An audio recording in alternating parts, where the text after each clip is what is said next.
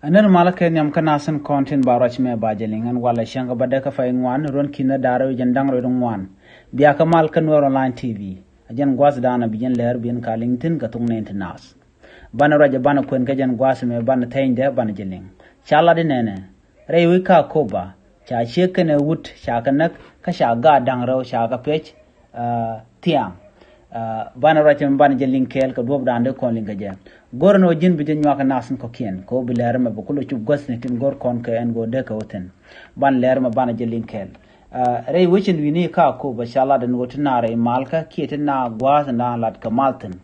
kan wode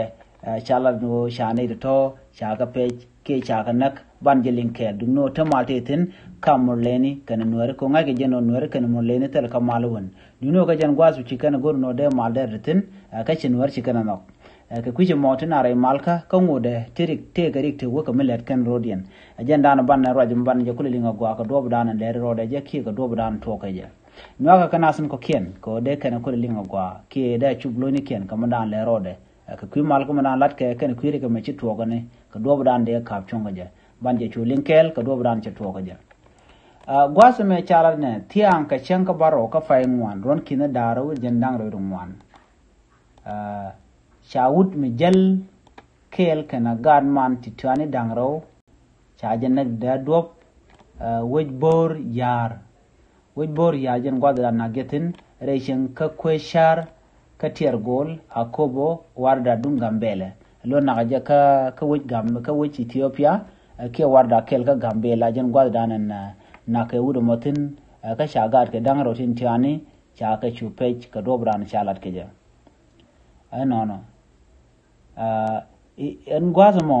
ci dol ci tuani dangro toto ci karin barka korka min wa kapka ke netin barka ke ka korka min wa kapka ke netin cha damandien indi nak kalat kenen go kanay to muleni wa ci kala do ko muleni nak mone ke muleni nak damandien ndido kayno ba rechin ka bus ka denjok re duar ka kobo so Sudan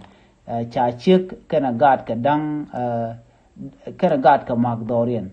cha chik nak ka cha gad ka dang ro te dol cha ga pej ne ti dio ka no ka muleni cha roj ma cha je kwen kana to ke kana ton token ka antam tana re malka kam wini jongle dial ka win muleni ke geta fi bor administrative area am dan lat ke dob dan de mal dar ben ga jere wecha ka kamuleni kan nwari ko kan ne continent ka great people administrative area la kana nek bang nan ka nok bang ka kan ba ka dob dan bi ke je la kan ga la kan ka page ka bom cha gu je no man bi tin o da mala da tin ci chu ben re area ka kuba ka jen to ko je ne ka chenga die gwas men nan changa dan lat ka mala ma ka je ka kuje mo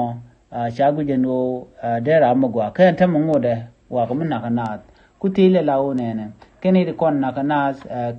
ke jaba wala ka ngane ka ber wala ka muleni na mo ngode kan lo de kan jek duno shilar mo je ko dong de ajaba nang na don kon jaba te ne ga rite dor ko do bran chalat ke je